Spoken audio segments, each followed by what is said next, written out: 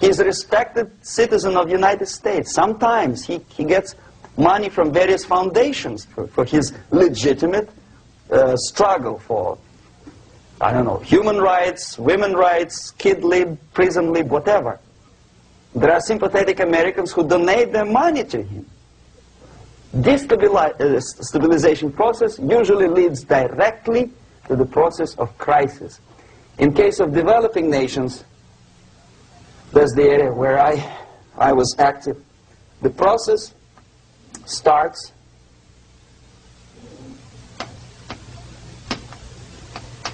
when the legitimate bodies of power, the social structure collapse. It cannot function anymore. So instead, we have artificial body injected into society, such as non-elected committees. You remember I was talking about them here.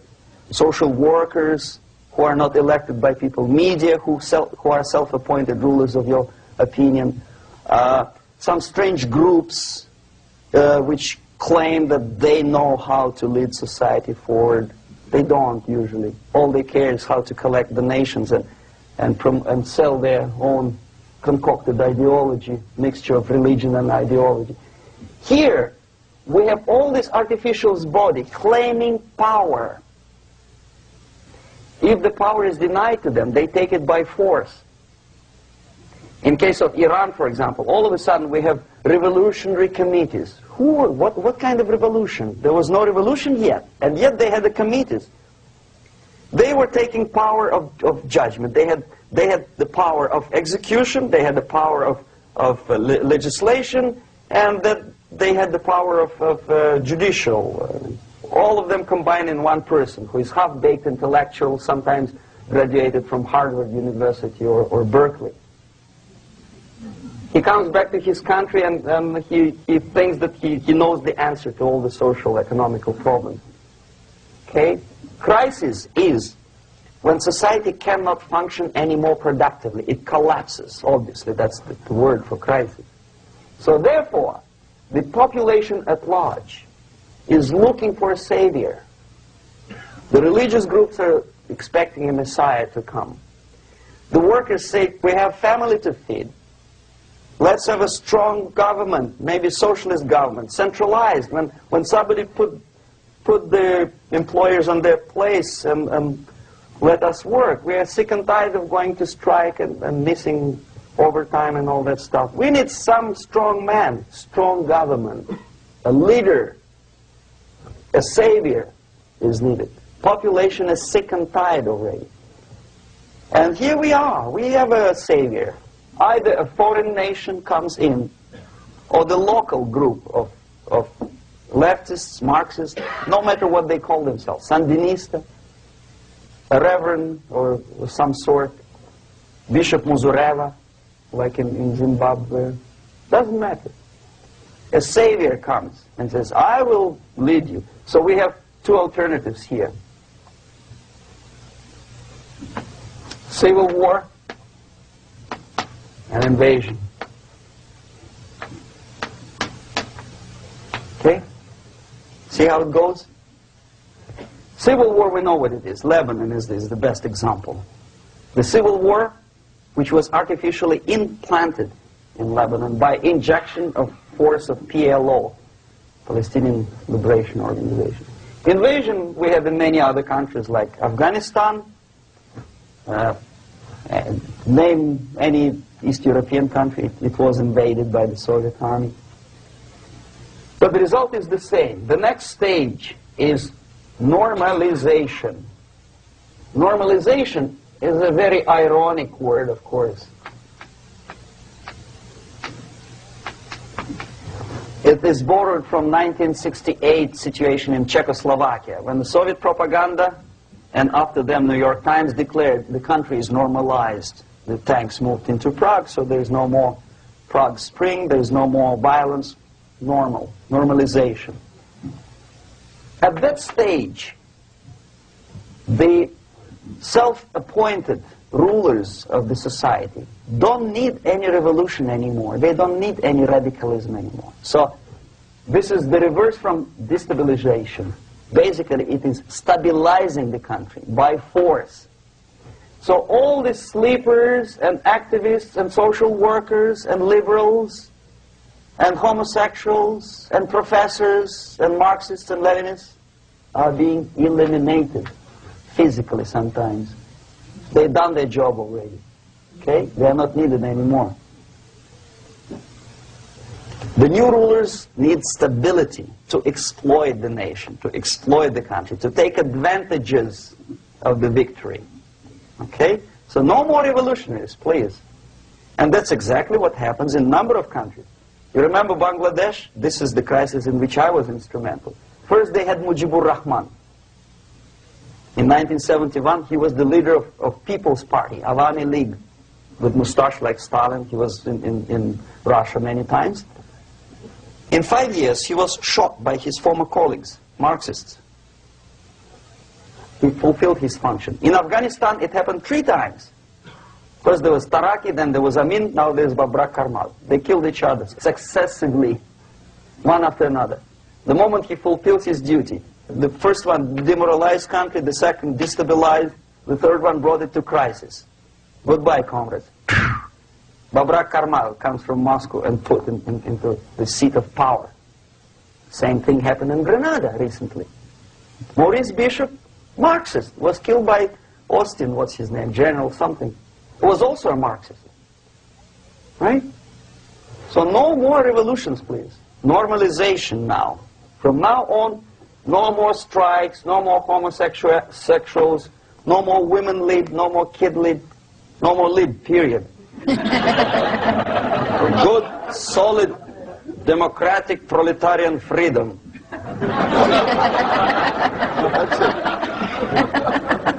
Now, to reverse this process takes enormous effort.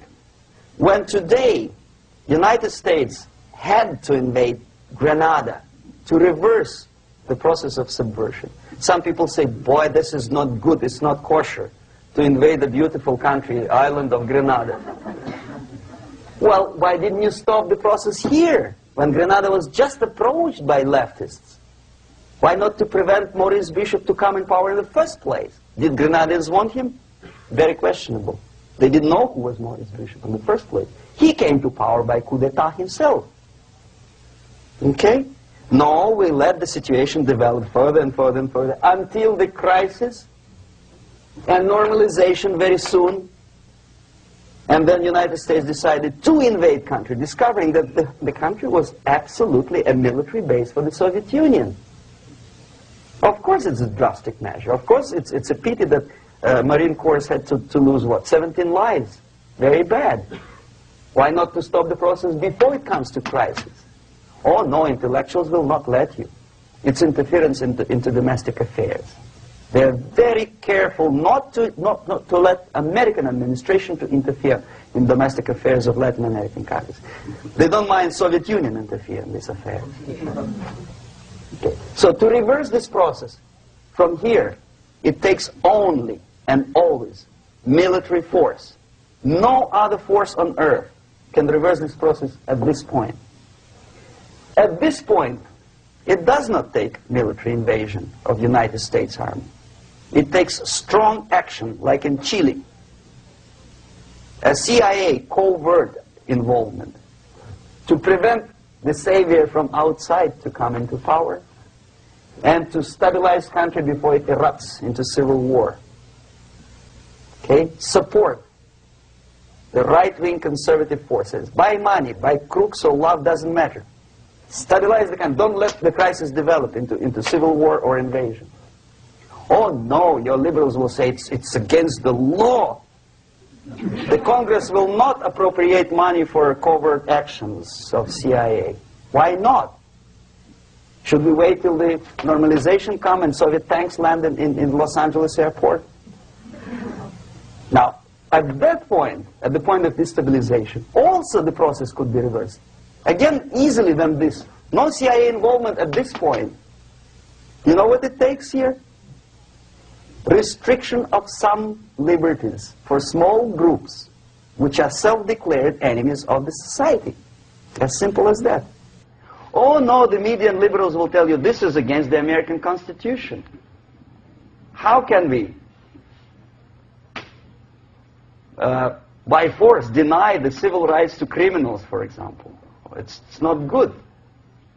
Okay? So we allow them to. Okay, if you allow the criminals to have civil rights, go on and bring the country to the crisis. This is a bloodless way to do.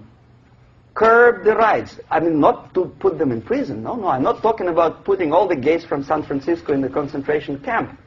Do not allow them to take political force. Do not elect them to the seats of power, whether it is municipality level, state level, or federal level. It has to be beaten in the heads of American voters that a person like that in the seats of power is an enemy. Do not be afraid of this word. It is an enemy. If he is not an enemy here, he will be here. Later on, he will be shot, of course. But at this point, he is an enemy. Okay? You are doing great service by denying him a right to capitalize on his own crazy ideas and become a powerful man, a man who uses the seat of power. Restriction of certain freedoms and permissiveness at that point would prevent sliding into crisis and probably will return the process of destabilization. To curb unlimited power, monopolistic power of trade unions, here, at that point, would save economy from collapsing. To introduce a law to stop private companies of raping public opinion's mind in the direction of consumerism. No company must have a right to force you into buying more unless you want it. There must be a law. You want to advertise your car? Okay. But not a single mentioning of buying it now and saving money. It must be against the law to force people to consume more. Self-restraint. Previously, before this process started, the self-restraint was a business of church, religion. Because our preachers, the fathers of church, would tell us, material values are good, but it's not the prime function of human being. Because you have to live with something. Obviously, the design for our life is not to consume more deodorants. There must be something greater. If such a complicated instrument as human body was created, obviously there must be some higher purpose for that.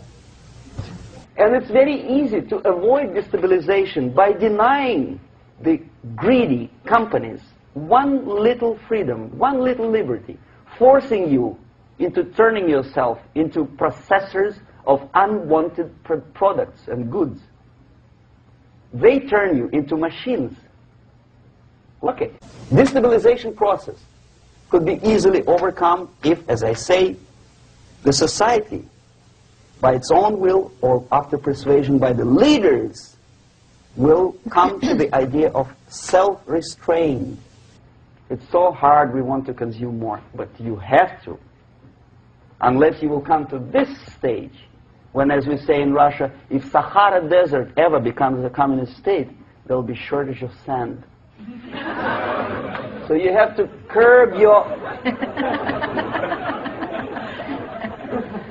you have to curb your expectations at this point before it's too late. But no, we don't want to do it. Demoralization process. Again, it's the easiest thing to reverse.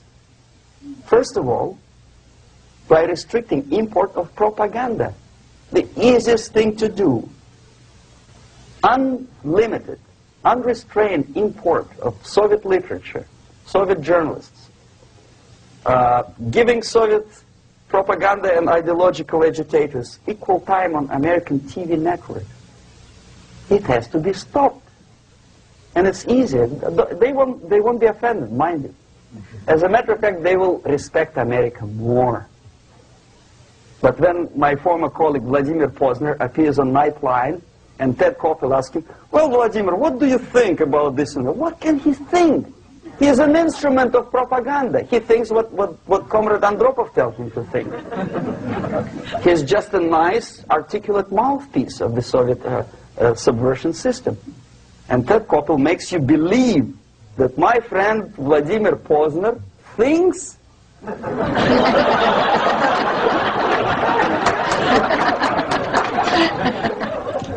the process of demoralization may not have started at all if at that point the country, which is a recipient of subversion, actively, not violently, but actively, prevents importation of foreign ideology.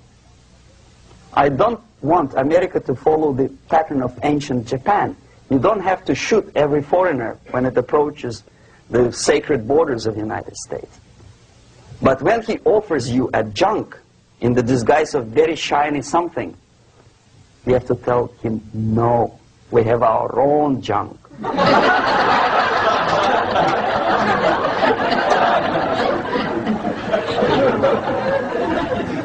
If at that point the society is strong, brave, and conscientious enough to stop importation of ideas which are foreign, then the whole chain of events could be prevented. Recently I've been to the Philippines, and I was shocked how in big cities like Manila, children listen to deafening music. A melodious nation with long traditions of good, nice ethnic music, introduced by Spanish long time ago, maybe 2 centuries, 3 centuries ago, I don't remember how. All of a sudden listen to musical garbage, blasting their radios at full blast, at full volume. Why? In India, I spent many years watching the reactions of Indians walking out of movie theaters after seeing Hollywood production. They couldn't figure out why Americans are so wasteful. They smash their cars, their shiny cars, every 5 minutes. How come they shoot each other for $500,000? Is it true that they are so obsessed with sex? Can you imagine showing a movie where each 5 minutes there's a copulation on the screen, to a country like India with long tradition of respect to these private matters, or to Pakistan? And United States expect these people to respect you? No way. Oh yes, they will see the movie, they'll pay 5 rupees to see that garbage, but they walk out and will tell their kids, don't respect Americans, don't be like Americans. See? So, the process of demoralization could be stopped right here, both as an expert and as an import. And that takes one step, one very important thing to do. You don't have to expel all the KGB agents from Washington, D.C. The most difficult and at the same time the simplest answer to the subversion is to start it here and even before, by bringing back the society to religion, something that you cannot touch and eat and put on yourself, but something that rules society and makes it move and preserve it. A Soviet scientist, Shafarevich, who has nothing to do with religion, he is a computer scientist, did a very intensive research on the history of socialist countries. He calls socialist or communist any country with a centralized economy and a pyramidal style of power structure.